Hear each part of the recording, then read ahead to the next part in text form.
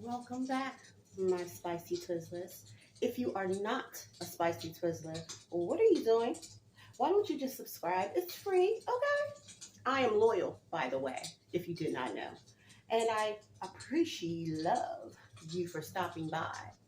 Again, this is for entertainment and educational purposes only. Please do your own research. And you already know how I begin. Let's get spicy. Big bag snack is going on here. This man's got watermelon, and is that cool? That's cool. Watermelon and cool.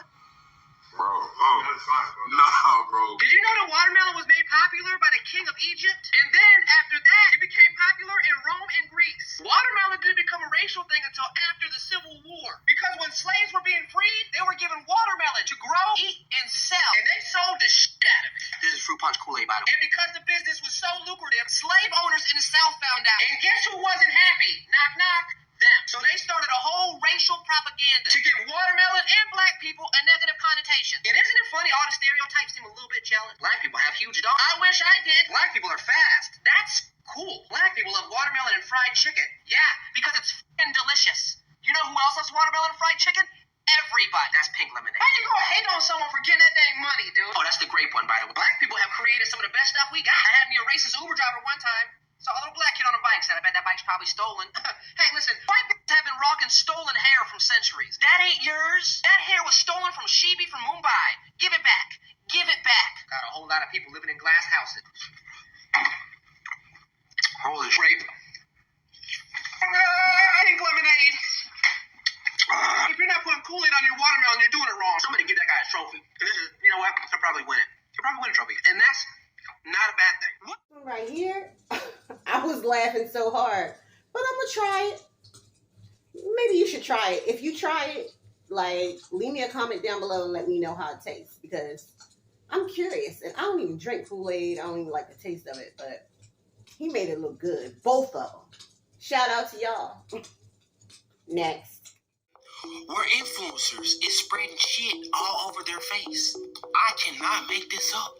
And the influencer who started this diabolical, insidious trend, apparently she did this too.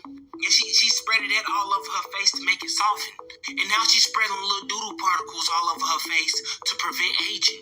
And see, now instead of, flushing it in the toilet, she decides that she wants to have a relaxing spa day with it. And smear it and let it marinate in her face. This is a shitty situation. There's gotta be something in the air in 2024. And then have the audacity to be wearing a nose sealer. No, I think you need to take it off so you can smell that mistake that you put on your face. Like, just imagine you become nose blind because the shit particles is right under your nose. And then you walking around smelling like the zoo.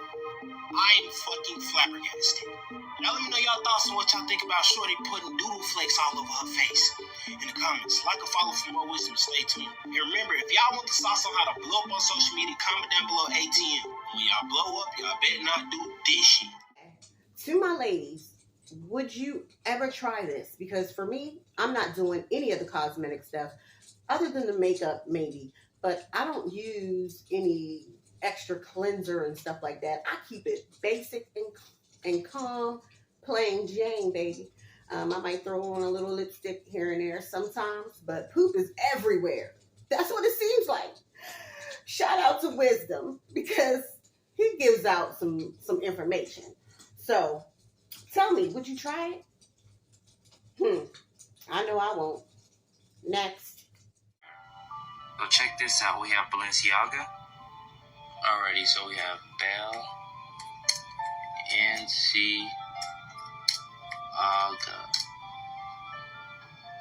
Bel is the king, which they considered him to be a fertility god. Well, this is the false god they worship. Anyone else remember this? Just a coincidence, huh? Alrighty, we have Nickelodeon. So let's translate that one.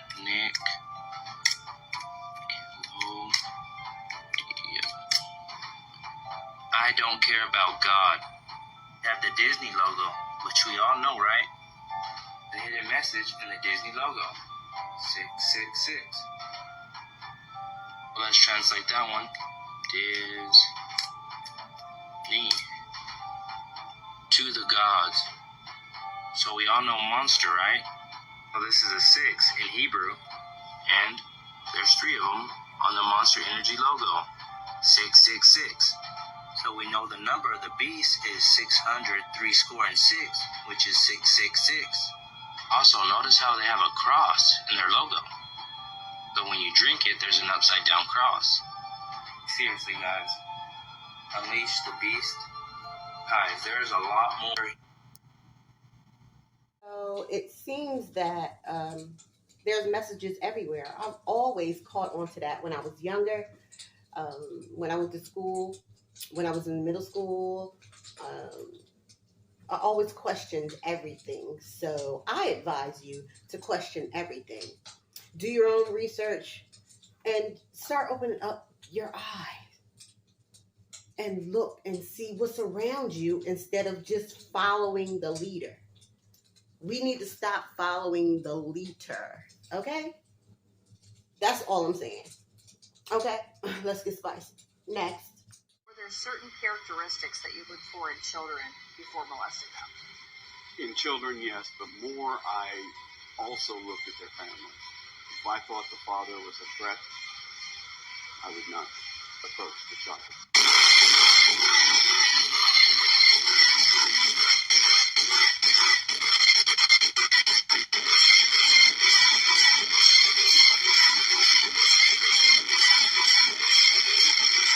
For sure.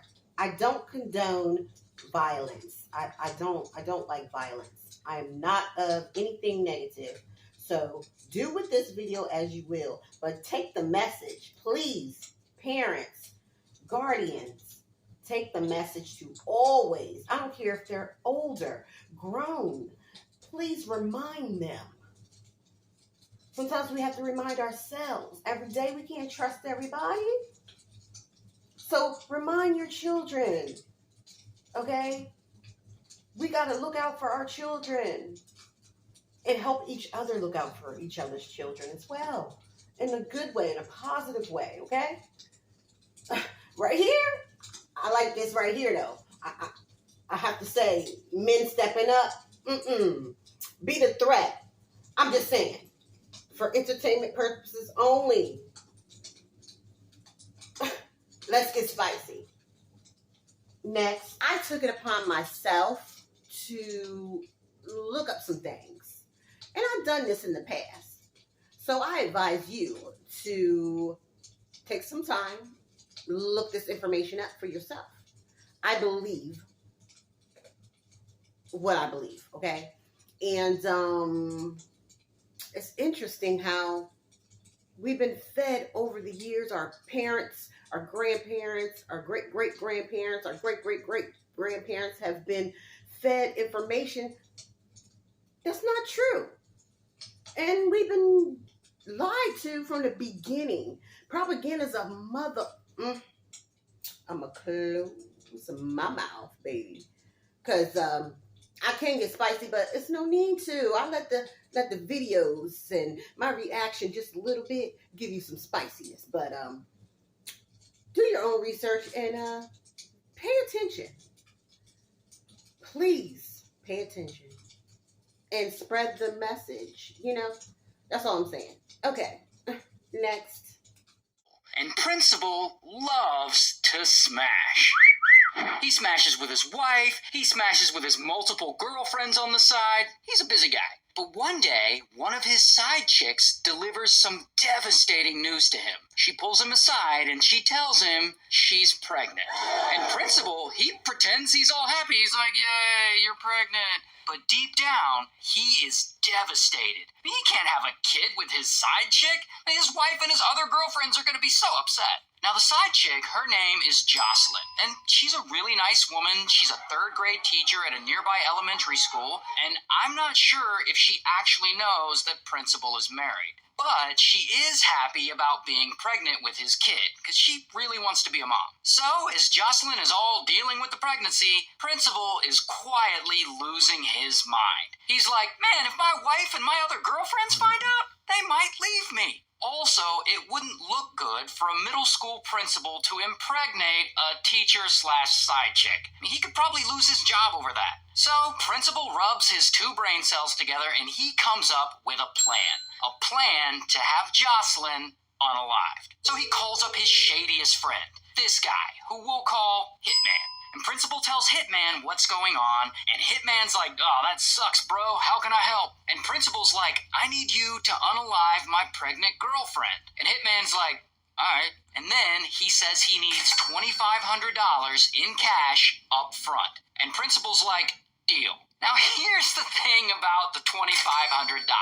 Principal, he works for the public school system. He doesn't have $2,500 to just be thrown around to give to a hitman. But Principal does know where to get it. See, the dance team at his middle school just held a fundraiser and raised a bunch of money for a spring break trip they're going to take. And he's the principal, so he knows where they keep this money. So Principal, he just goes and he steals about $2,700 from the middle school dance team's fundraiser. And then he packs all that money in a box and he takes it to a UPS store to mail it to Hitman. Because Hitman lives a few states away in Oklahoma. And UPS is like, hey, you need to put a return address on that. And so Principal, he doesn't want to put his own address on it, so he puts the school's address on it. And that'll be important later. Meanwhile, Jocelyn, she's at home and she's pregnant and she has no idea any of this is going on. In fact, she's getting ultrasounds. She started a baby registry for them. She thinks she and Principal are about to have this baby and live happily ever after. Now, a few weeks later, Hitman takes a Greyhound bus from Oklahoma, where he lives, to St. Louis, where Principal lives, and they go over the plan. And Principal gives Hitman the keys to his car and the key to Jocelyn's apartment. Then, the next morning, Principal takes an Amtrak train from St. Louis to Chicago so that he has an alibi during all this. And about a day later, it's 3 a.m., and Hitman takes Principal's car and he drives it to Jocelyn's apartment. And there, he lets himself in, and he sneaks through the apartment and he finds Jocelyn in her bedroom, asleep on her bed. So, he pulls out a pew-pew, points it at her head, and then, bang, he unalives her. Then he leaves and he calls Principal in Chicago and he's like, okay, buddy, it's done. And Principal, he takes a train back to St. Louis and he goes directly to Jocelyn's house. And there he finds her unalived in her bed. So he calls police to report it, and he pretends he's surprised. So police, they come to Jocelyn's house to investigate, and they take Principal back to the station to question him. Now, during that interview, Principal asks them if they can leave the room so that he can make a phone call. And police are like, sure. So they leave the room, and Principal calls his wife. And he's like, honey, I need you to meet my buddy Hitman at this gas station and bring him my extra set of car keys. Because Principal's car is still parked at Jocelyn's apartment at the crime scene, and he wants Hitman to go and move it. So Hitman gets the keys, and he goes to Jocelyn's apartment to move the car. But police are still there at the crime scene investigating. And a random guy suddenly coming to move a car from a crime scene? That seems pretty sketchy. So then, pow, they detain Hitman and they bring him in. Now, police, they question the hell out of both of them. And both of them are like, I didn't unalive anyone, what are you talking about? But then, police check CCTV footage in the area, and they find footage showing that Principal's car was parked just down the street from Jocelyn's place during the time she was unalived. And they also get a warrant, and they search the guy's phones, and of course, they find a bunch of incriminating texts on those phones, talking about their plan to unalive Jocelyn. And most importantly, the return address on the money mailed to Hitman was the address of the middle school. So police know Principal was the one who mailed it. So then, bam, they arrest Principal. Here's his mugshot. And they arrest Hitman, here's his mugshot, and they're both charged with first-degree murder. They plead guilty, and Principal gets life in prison, and Hitman also gets life in prison. So, my spicy Twizzlers, I appreciate you, and I love you, matter of fact. Let's say love these days, okay? I love you making it to the end. What a wild story, right? Did they get what they deserved or what? Okay? Well, stay tuned to the next video. Coming next week, I'm making one video a week right now to see where I'm going. You know what I mean? So spread the word. Subscribe. Let your friends subscribe. Comment. Turn the notification bell on. and know when I upload next, okay? I mean, come on. Who doesn't like getting spicy sometimes? And you learning something. You know what I'm saying? Something you may not have learned, and you can pass it down to the next person and the next generation. You know what I'm talking about? Okay? Well, I'm loyal, and you already know what it is. It's time to get spicy. Until next time.